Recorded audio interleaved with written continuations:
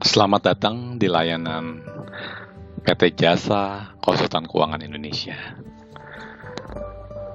Para pelaku usaha, pada kesempatan yang berbahagia ini kami mau menyampaikan, baru-baru ini kami diundang oleh investor besar di Indonesia, di mana beliau mencari perusahaan-perusahaan yang bisa saja menjadi salah satu dari klien kami, yaitu di mana investor tersebut akan mendanai lebih dari 100 miliar untuk usaha yang akan berkembang. Skema dari investor ini adalah tanpa jaminan, tanpa bunga, tanpa harus lolos BI checking, dan tanpa pengembalian dana. Nah, luar biasa bukan? Nah, jika begitu akan ada pertanyaan, bagaimana investor tersebut mendapatkan keuntungan ya, karena di dunia segala sesuatu tidak ada yang gratis ya. Oke, jadi investor ini memiliki satu skema di mana beliau nanti akan invest di satu perusahaan dan kemudian cukup ditukar dengan saham minoritas ya, yang berkisar 20% sampai 40%, dan pada umumnya yang disampaikan oleh beliau kebanyakan saham 30% ya. Nah, kami juga waktu itu bertanya kepada beliau contoh perusahaan ya yang didanai ya. Jadi nanti di sesi-sesi berikutnya, di halaman berikutnya nanti kita akan membahas tentang salah satu perusahaan yang dibanggakan oleh investor ini didanai ya, lebih dari 100 miliar yang terjadi pada Maret 2022 lalu ya. Oke, kita akan lanjut. Profil kami PT Jasa Konsultan Keuangan Indonesia, kami adalah konsultan pajak yang dimulai dari tahun 2009. Kemudian kami masuk tahap yang kedua pada tahun 2017-2018. Perusahaan kami, Jasa Konsultan Keuangan Indonesia ini diminta oleh investor untuk mencari, menseleksi, menganalisa perusahaan-perusahaan, yaitu klien-klien kami sendiri yang bisa disuntik atau didanai oleh investor kami. Dan puji syukur pada tahun 2020 kami masuk tahap yang ketiga, yaitu kami sendiri menjadi investor buat klien-klien kami, walaupun masih dengan dana terbatas ya. Dan hal ini terus berlanjut sampai dengan yang baru-baru ini kami temukan investor besar yang mendanai bahkan hingga dimulai dari 100 miliar rupiah ya. Perkenalkan, nama saya Wanto dan saya memiliki pengalaman lebih dari 20 tahun di bidang supply chain, pendanaan bisnis dan beli jual perusahaan, di mana saya telah melakukan edukasi mengenai bagaimana berbisnis tanpa hutang, bagaimana melakukan akuisisi, dan memiliki perusahaan dimodali oleh investor. Nah, alumni saya itu mulai dari Jakarta ya, dan kemudian dari provinsi yang paling jauh yaitu provinsi Aceh hingga ke Papua ya. Dan Bapak Ibu bisa melihat bahwa background saya pernah di Astra Group dan kemudian di salah satu perusahaan investment juga, dan saya memiliki pengalaman untuk bertransaksi ataupun berhubungan ya dengan nama-nama besar yang kita lihat di layar kali ini. Kembali lagi kepada lokal investor ya. Jadi yang investor yang kami temui baru-baru ini adalah investor lokal, di mana beliau sudah mendanai atau memiliki investasi ya di Bank BRI, di BNI, Indofood, Bukit Asam, di properti juga ada, kita lihat Sentul City, kemudian AKR, Antam, Adi, dan di air minum Cleo, dan kemudian di bidang energi Indika, Medco, MNC, Wijaya Karya, Unilever, dan masih banyak lainnya. Dan investor pada saat ini juga menyampaikan ya jenis-jenis perusahaan yang beliau bisa danai seperti properti, hotel, rumah sakit, manufaktur, logistik, trading company, otomotif, tambang, konstruksi, dan lain-lain ya. Asalkan ya bukan bisnis dunia malam ya, atau hotel jam-jaman ya. Beliau tidak akan invest di bidang tersebut ya. Mohon maaf. Kembali lagi kita kepada bagaimana sih investor tersebut tuh bisa untung ya, memberikan pendanaan atau investasi tanpa jaminan, tanpa bunga, tanpa pengembalian ya. Yaitu karena investor tuh masuk dana, dapat saham ya, jadi ditukar saham minoritas. Nah, dapat untungnya itu ketika beliau atau investor ini menjual saham lewat skema IPO atau TBK atau go public. Jadi Bapak Ibu pelaku usaha juga harus sadar bahwa cara beliau masuk seperti itu. Masuk ke dalam perusahaan di mana nanti ketika dinyatakan oleh bursa dan OJK sebagai perusahaan yang layak untuk melantai di bursa, barulah beliau akan masuk untuk kemudian secara sistem di bursa ya. Jadi masuk dana, kemudian mereka mendapat saham, dan kemudian mereka setelah itu mereka jual ya ketika sudah proses IPO. Dalam hal ini investor tersebut masuk dana bisa beberapa tahap ya. Tahap awal bisa saja sebelum IPO ya. Jadi perlu Bapak ketahui dengan skema ini itu adalah win-win solution. Nanti kita akan melihat, jadi pengusaha itu diuntungkan, pelaku usaha diuntungkan, tapi investor juga diuntungkan ya. Nanti kita akan melihat contoh bagaimana sih pengusaha itu diuntungkan dan kemudian investor itu diuntungkan ya. Jadi sama-sama win-win solution, nanti kita akan bedah. Ini hal yang luar biasanya para pelaku usaha, di mana pendanaan yang nanti akan didapatkan itu bisa ditujukan untuk melunasi hutang ya. Jadi ini jarang-jarang ya kita menemui ada investor yang kita mendapat dana, tapi dananya itu kita bisa pergunakan untuk melunasi hutang ya, hutang bank atau hutang pihak yang ketiga.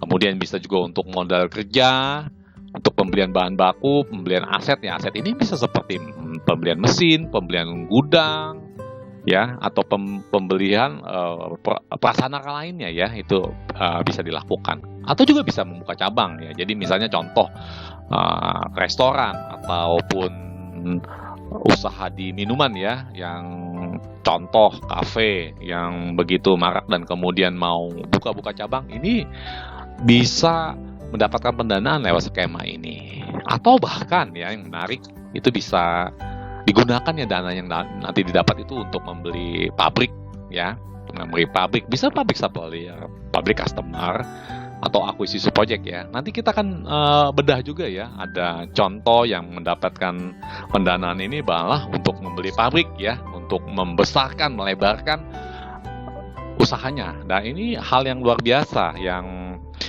tidak mudah ya didapatkan ya skemanya ya, para pelaku usaha. Kita lanjut. Bila ada pertanyaan, persyaratannya seperti apa sih? Persyaratannya yaitu yang pertama yaitu dalam bentuk PT, jadi memiliki aset di atas 5 miliar. Yang kedua, lama usaha minimal 12 bulan. Jadi ini syarat yang tidak terlalu sulit ya, karena kebanyakan usaha-usaha yang mengajukan ke kami itu usahanya lebih dari 12 bulan. Kemudian memiliki sumber pemasukan. Jadi dengan kata lain, kalau usahanya mungkin 2 tahun, 3 tahun, tetapi masih membakar duit, jadi seperti apps yang lain-lain yang belum ada sumber pemasukan, mohon maaf, sementara dari investor kami belum bisa mendanai.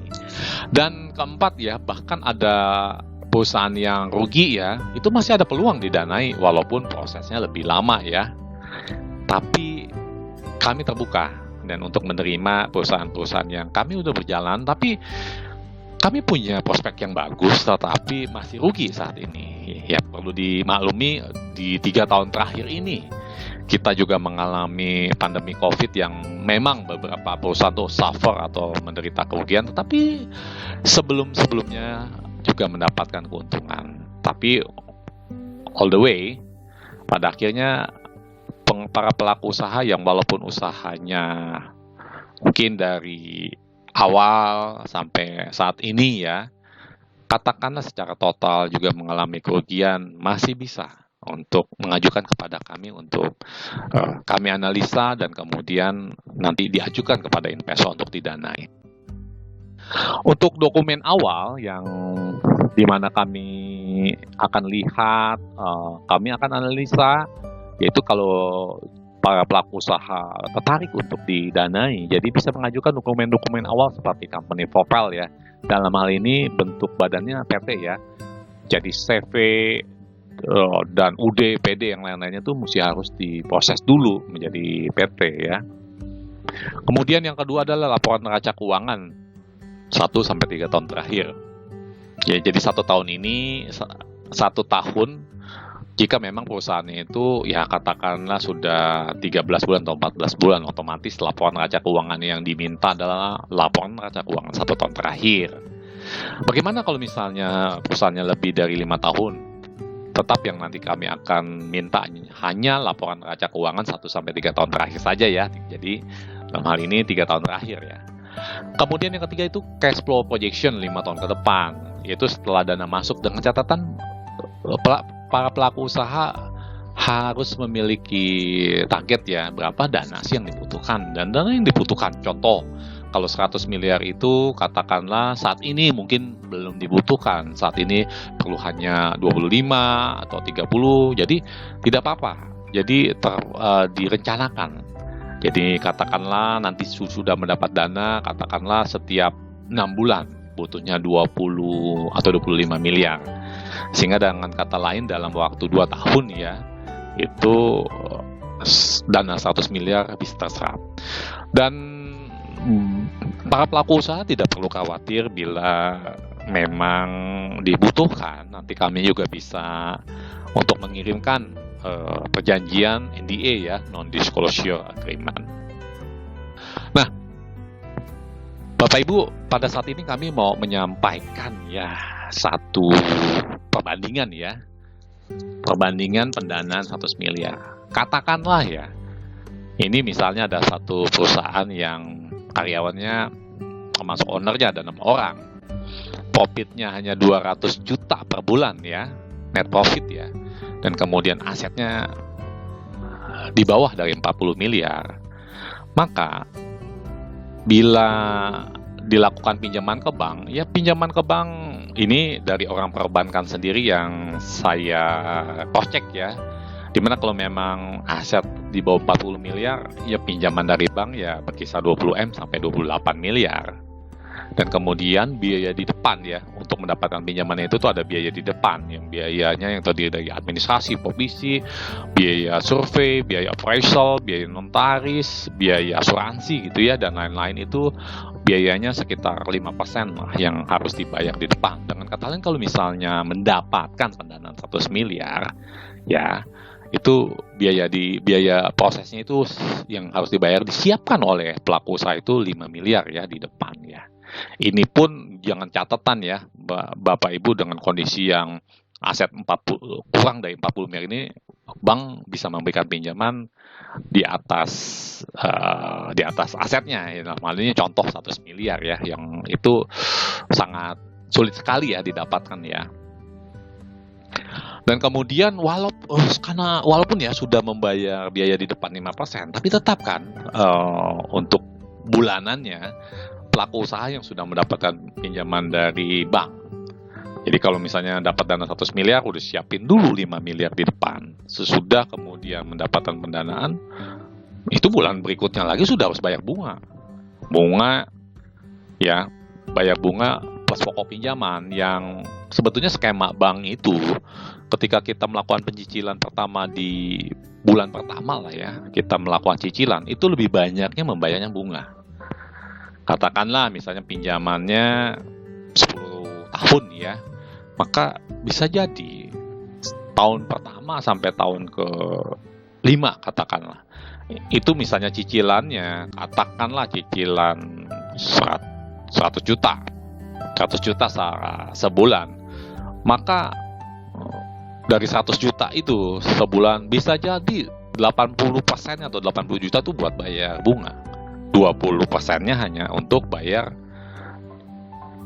pokok ya. Itu sebagai gambaran ya. Angka pastinya kita tidak bahas di sini, cuma yang perlu disampaikan bahwa ketika kita pinjam di bank dengan tenor cukup panjang, maka cicilan pembayaran kita ke bank itu di bulan-bulan atau di tahun-tahun pertama ya sampai kelima itu lebih banyak dibayar untuk bunga ya. Pokoknya itu mendekati tahun-tahun terakhir ya. Itu yang perlu kita sadari. Dan untuk pinjaman di bank ini, bank itu akan melihatnya adalah jumlah asetnya sama profit bulanan ya. Biasanya dilihat di bidang itu ya. Nah, kami juga perlu sampaikan bahwa kami juga selaku konsultan, kami juga menjadi investor dan kami juga memiliki jalur investor konvensional ya, yang kami miliki ya, yang biasa kami juga tawarkan kepada klien-klien kami ya. Nah, investor kami ini pendanaannya itu ada yang dimulai ya dari 10 miliar sampai hingga 1 triliun ya.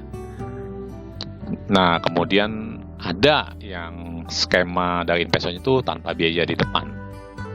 Ya, tapi juga mereka ada yang memberikan bagi hasil minimal 10% per bulan. Nah, ini tidak mudah ya pelaku usaha karena investor yang mendanai tersebut jadi ini mencari usaha yang bisa memberikan bagi hasil ke mereka tuh 10% per bulan ya. Besar menurut kami besar ya, tapi ini memang yang dipersyaratkan oleh investor karena kebetulan investor yang kami miliki ini adalah beliau juga sebagai pengusaha, pelaku usaha di mana beliau sangat ahli untuk menjalankan uang beliau di mana ROI atau keuntungannya atau profitnya itu bahkan lebih dari 10% per bulan. Sehingga kadang-kadang ketika ada uang nganggur ya dari investor itu, beliau juga mempersilahkan kami untuk mengajukan pendanaan kepada beliau, tetapi dengan target bagi hasil 10% per bulan ya. Ini angka yang tidak mudah ya untuk dipenuhi oleh para pelaku bisnis. Ada juga investor yang mendanai ya di atas 1 triliun untuk proyek-proyek ya dalam bentuk perusahaan ya, di mana mereka atau investor ini meminta saham mayoritas 70% sampai 90% ya.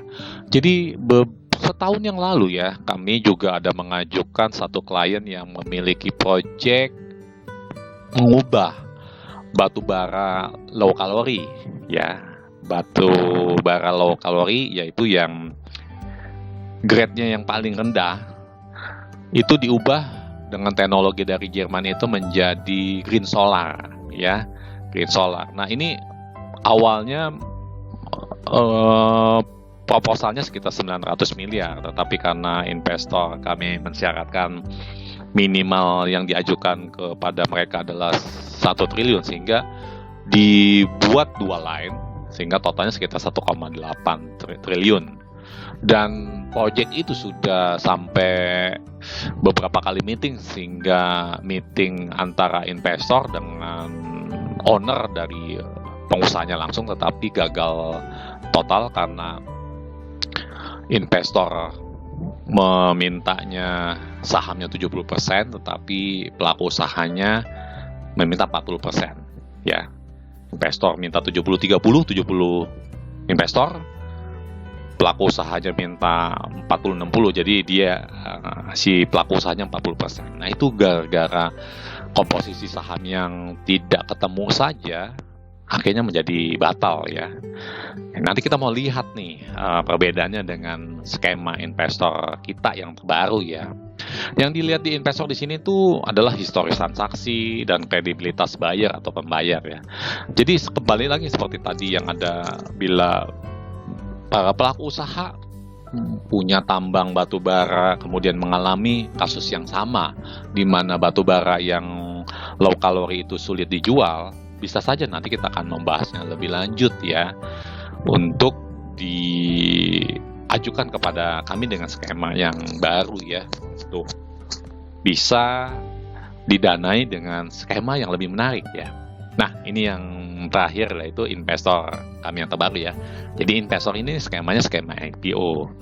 Jadi pendanaan itu mulai dari 100 miliar sampai 5 triliun ya. Ini bisa bertahap ya. Jadi katakanlah 100 miliarnya itu bisa bertahap. Misalnya setiap 6 bulan sekali, semester ya, 25 miliar ya. Jadi itu bisa diatur ya oleh pelaku usahanya, keperluannya seperti apa, mau di bulan kapan, yaitu nanti bisa kita atur. Dan kemudian perlu waktu, dan kemudian prosesnya juga jelas ya, jelas.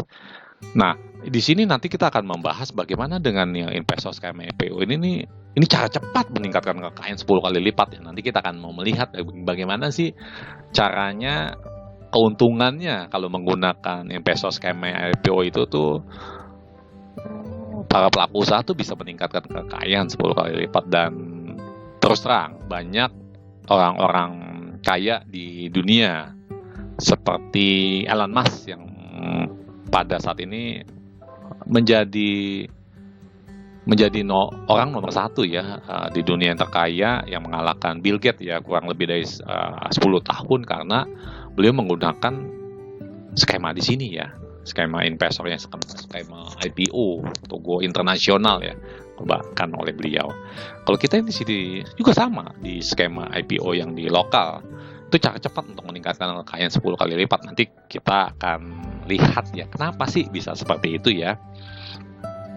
Nah, seperti tadi juga di sini di bank disampaikan ada biaya di depannya 5%. Kalau misalnya dapat sekitar 100 miliar berarti ya butuh 5 miliar ya di depan ya. Di biaya di IPO-nya pun sama, ada biaya ya, ada biayanya.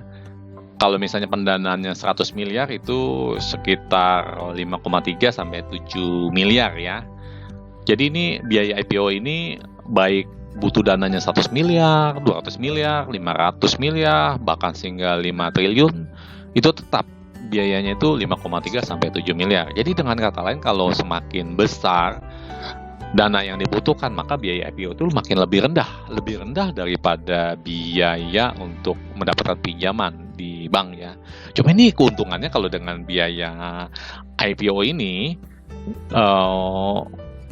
kita sudah tidak perlu lagi membayar bunga, membayar pokok gitu ya, dan tidak perlu mengembalikan dana ya. Jadi hanya membagikan dividen atau bagi hasil ya. Dan bagi hasil itu pun ditentukan oleh pengusahanya, bukan oleh investor. Jadi bila ada profit baru dikeluarkan bagi hasilnya. Profit itu katakanlah misalnya 50, 60% atau 70%.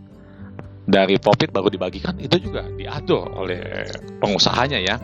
Bahkan di tahun ini kami juga lihat ada satu perusahaan yang tadi sudah disebutkan ya, ada perusahaan-perusahaan yang besar yang sudah disebutkan di awal, itu bahkan perusahaan yang ternama ya, perusahaan yang memiliki distributor yang jaringan distribusi yang banyak sekali, produk-produk makanan yang sangat terkenal, bahkan sampai keluar negeri, itu tidak memberikan dividen ya, karena ada kebijakannya tersendiri ya.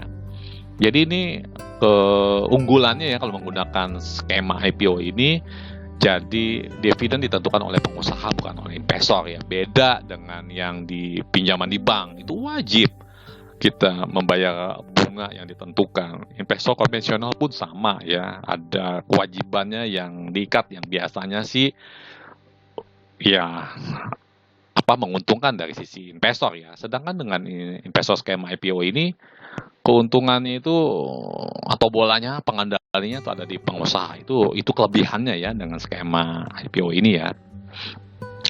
Dan kemudian di investor skema IPO ini pun tidak banyak tuntutan ya, karena mereka ya minta saham itu minoritas ya paling sekitar 30% ya, umumnya 20-4%, tapi rata-rata ya sekitar 30%. Dan keperluan dananya pun ini fleksibel, bisa untuk bayar hutang, akuisisi pabrik, dan lain-lain ya. Yang dilihat investornya ini adalah rencana bisnis ke depan ya. Ini luar biasa, karena bila ada perusahaan mau mengajukan pinjaman dana misalnya ke bank, dia mau planning katakanlah mau beli pabrik gitu ya, bidangnya mungkin belum pernah dikuasain sama pengusaha itu, maka kalau ke bank itu kecil kemungkinannya didanai. Di investor konvensional pun sama. Investor konvensional akan melihatnya track recordnya. Orang ini misalnya ada punya pengetahuan mengenai satu teknologi, katakanlah teknologi nano ya, dan belum pernah berkecimpung di dunia cat ya. Kemudian dia mau planning, katakanlah perlu berapa puluh miliar ya untuk membeli pabrik cat ya, akuisisi. Maka itu akan sulit sekali untuk didanai karena bidangnya belum teruji ya. Nah, beda dengan yang investor skema IPO ini. Jadi ini sangat dimungkinkan sekali jika mau melakukan expand walaupun belum punya pengalaman di bidang tersebut, tetapi akan sangat besar kansnya untuk didanai ya di investor skema IPO, karena skema IPO itu melihatnya future ya, rencana ke depannya. Nah, ini yang tidak bisa dipenuhi oleh pendanaan oleh bank ataupun investor konvensional ya. Mau melihat ya seperti yang tadi dijanjikan di awal-awal, kita mau melihat sukses story perusahaan di mana kami sampaikan ini ada perusahaan teknologi nano di mana hanya 6 orang karyawan. Laba bersihnya sekitar 200 juta per bulan, dan memang bentuknya PT ya. PT-nya itu baru di tahun 2019. Mungkin sebelumnya sudah pernah ada bentuknya CV atau semacam konsultan ya. Jadi ini termasuk perusahaan baru. Nah, jika para pelaku usaha kondisinya sama nih, perusahaannya hanya 6 orang karyawan, laba bersih 200 juta, dan punya modal teknologi saja, kira-kira berapa yang bisa didanai ya? Nah, kalau di skemanya IPO ini nih, perlu diketahui bahwa mendapat dana ini lebih dari 100 miliar ya di Maret 2022. Bahkan rencananya tuh nanti akan didanai lagi oleh investor ya, di challenge ya, untuk didanai lebih dari sekitar 500 miliar ya di tahun 2023 ya nanti ya. Nah, perlu diketahui bahwa perusahaan ini yang teknologi nano tersebut ketika mendapatkan 100 miliar ya, pastinya bertahap ya, ditentukan ya, seperti orang juga. Katakanlah kalau saat ini makan 1 piring, kalau dikasih langsung 4-5 piring untuk dihabiskan tentunya tidak bisa ya. Sama seperti itu juga. Jadi ada perusahaan yang ketika kemudian butuh dananya tuh secara bertahap, maka dengan skema IPO ini sangat dimungkinkan sekali ya. Dan mau lebih dari ini pun bisa ya, seperti yang disampaikan bahwa didanai oleh investor ini dari 100 miliar sampai 5 triliun ya. Jadi diatur, disesuaikan dengan nanti punya rencana kerja dari pelaku usahanya. Dan di sini kami mau sampaikan contoh ya, perusahaan teknologi nano itu menggunakan katakanlah dananya yang awal ya, yang sekitar di planningnya 100 miliar lebih ya, itu dipakai untuk apa? Pakai untuk beli pabrik cat. Jadi dengan teknologi nano, pabrik cat yang dibeli itu kemudian punya satu keunggulan, yaitu pabriknya bisa mengeluarkan produk di mana catnya itu bisa digunakan untuk mengecat kapal laut di bawah laut. Ya, jadi kalau misalnya kita dengar bahwa pengelasan di bawah laut itu hal yang biasa ya, walaupun tidak semua tukang las profesional tuh bisa melakukan pengelasan ya di dalam laut ya. Tetapi nih kalau ngecat di bawah laut itu jarang sekali, tidak mudah. Jadi ini teknologi tinggi ya, dan kebetulan investor kita juga beliau memiliki banyak kapal tanker, dan ini salut ya, kenapa nih pengusaha ini bisa gitu mengkombinasi atau memodifikasi atau mengembangkan produk catnya ini dengan teknologi yang canggih ya. Dan kemudian dana tersebut juga dipakai untuk buka bisnis tambak di gunung. Nah, ini yang luar biasa nih. Kebanyakan tambak udang kan di pantai ya, tapi karena ini perusahaan ini mau melakukan terobosan, jadi daripada membuka tambak udangnya di pantai yang panas dan rawan ya dari keamanan serta cuacanya dan tidak enak lah kalau misalnya kita ya sebagai profesional yang mengelola ya di tempat di sana tuh kurang nyaman. Tapi kalau misalnya bagaimana kalau tambak udangnya di gunung ya, relatif lebih nyaman, cuacanya ada. Dan perlu diketahui jadi perusahaan ini berhasil ya mengembangkan tambak udang di mana tambaknya udangnya ini menggunakan teknologi bawal nano ya, di mana benur atau benih dari udang yang kecil itu tuh hidup dilindungi, diseliputi oleh nanobubble ya, sehingga mikroorganisme atau penyakit itu nggak bisa masuk, nggak bisa menyerang si benur atau si benih dari udang ini, sehingga yang namanya seperti manusia, orang diberi kenyamanan, tidak ada penyakit dan lain, yang akhirnya kan kemudian badannya lebih gemuk ya. Dalam hal ini singkat kata, katakanlah udangnya itu atau tambak udangnya itu panennya 4 kali lipat, kegagalan panennya lebih kecil ya dengan teknologi ya. Ini hal yang kalau misalnya kembali lagi pelaku usaha, kalau di awal-awal belum pernah pengalaman seperti ini, kemudian minta dana sampai katakan lebih dari 100 miliar untuk akuisisi pabrik, untuk buka tambak udang yang mereka tuh belum punya pengalaman, apakah diberi? Bank tidak akan memberikan dana. Investor konvensional juga sama.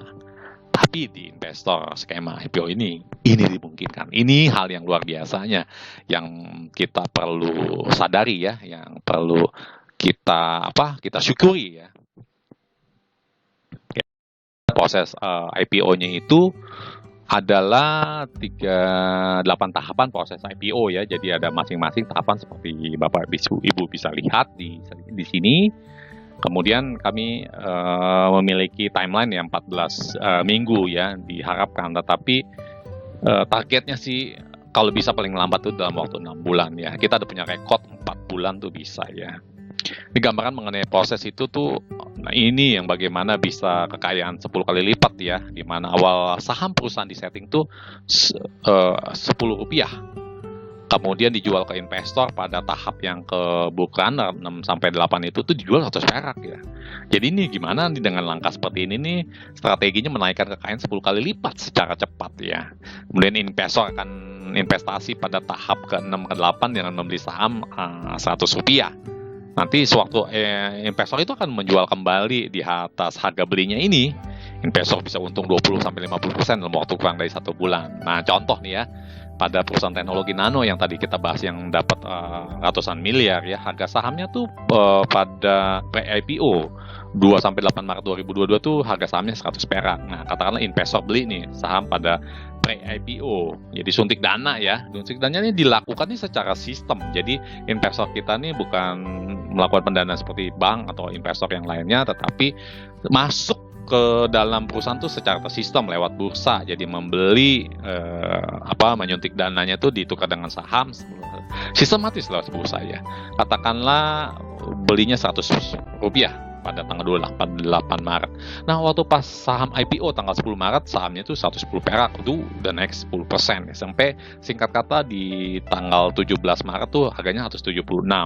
Harga tertinggi di 17 Maret itu waktu pembuka sekitar ya di jam-jam awal sekitar 193. Katakanlah di sini bisa melihat bahwa investor ini katakanlah membeli 100 perak, rata-rata katakanlah dia untung bisa 50% ya, melakukan secara bertahap penjualannya, di mana dilakukan secara bertahap dan ini kurang dari 1 bulan ya. Jadi investor bisa untung sampai sedemikian cepat, sedemikian banyak. Inilah di sini keuntungannya dari si investor, dan pelaku usahanya pun, pengusahanya pun untung karena dapat ratusan miliar yang tidak dapat ya diterima kalau dengan skema bank atau investor.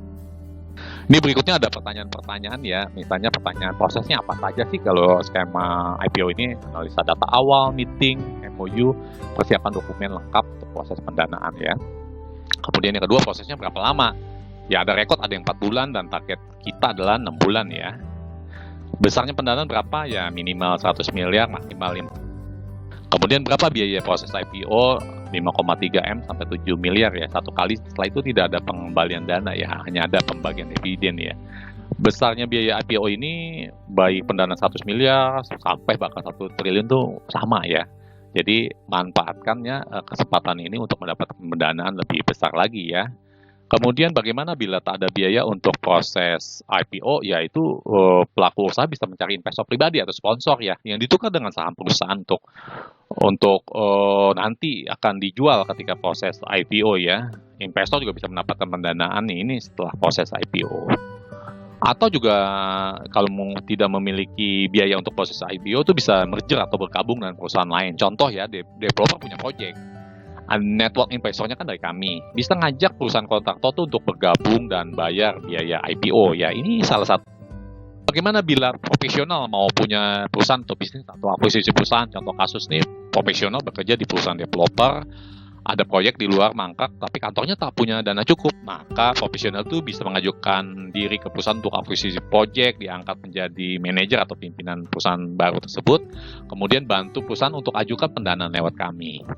Kemudian apakah investor beli pabrik atau perusahaan? Ya, investor kami juga membeli pabrik atau membeli perusahaan di mana nanti jual perusahaannya itu dilakukan lewat proses IPO juga ya. Syaratnya tuh pabrik yang mau dijual itu di bawah harga pasar. Kemudian perusahaan itu atau pabrik itu direncanakan untuk proses go public ya. Ini harus dimanfaatkan oleh para mediator atau orang-orang yang memiliki informasi mengenai perusahaan yang mau dijual. Ini adalah kami di terakhirnya, kami layanan pendampingan kami. Jadi sebelum didanai ya, proyeksi bisnis 5 tahun ke depan kita bisa diskus bersama. Kemudian waktu nanti dapat pendanaan lewat skema IPO ini kita bisa monitoring ya agar dana itu bisa digunakan sesuai rencana pendanaan. Kemudian untuk pengembangan bisnis ya, bahkan nanti untuk pembelian pabrik, perusahaan lain ini kami juga bisa dampingin ya.